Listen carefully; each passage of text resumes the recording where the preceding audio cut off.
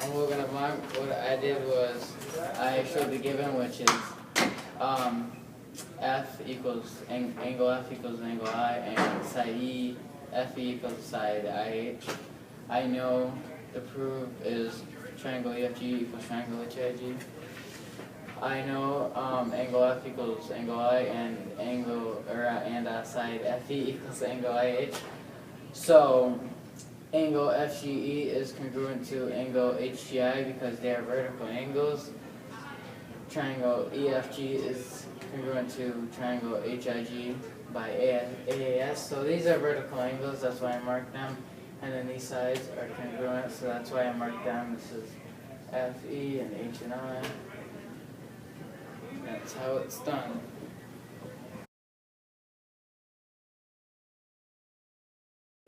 Hello. So this is our shape, and the proof is EHG is equal to HME.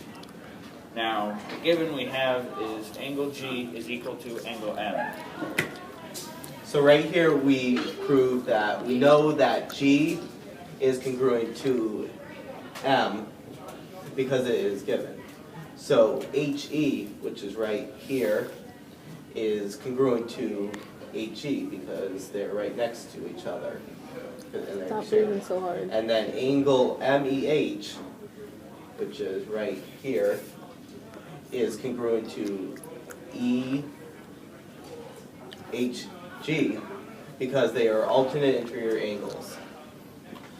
EHG is congruent to HME by angle side angle. Angle. Oh, darn. Okay.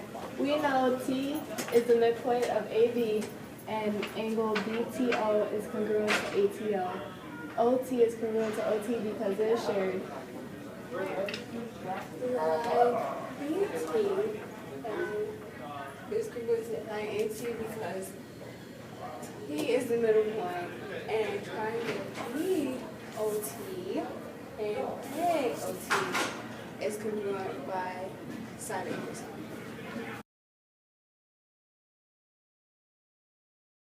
I know MS bisects angle AME, and AM is congruent to ES because it is given to us.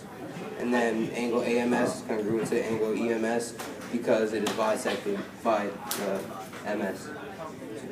MS is congruent to MS because it is shared, and then Triangle AMS is congruent to triangle EMS by side angle side. And that's a thing.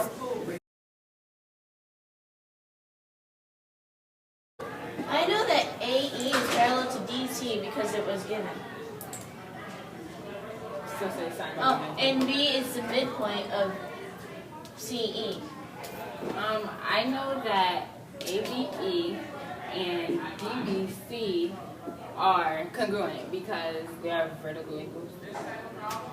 Angle E and angle C are congruent because they are alternate interior angles, or Z crap.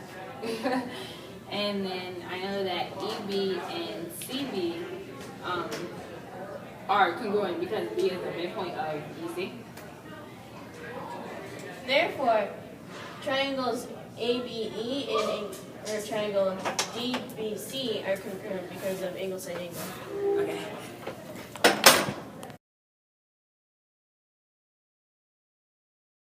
The given information that we know is BG bisects angle ABC, and line AB is congruent to CB. So we have to prove that D is the midpoint of AC. We know that BD bisects ABC and AB is congruent to CB because it is given, and BD is congruent to BD because it is shared. 1 is congruent to 2 because it is bisected, and therefore AVD is congruent to CBD by SAS. So in conclusion, AD is congruent to CD because D is the midpoint because the triangles are congruent.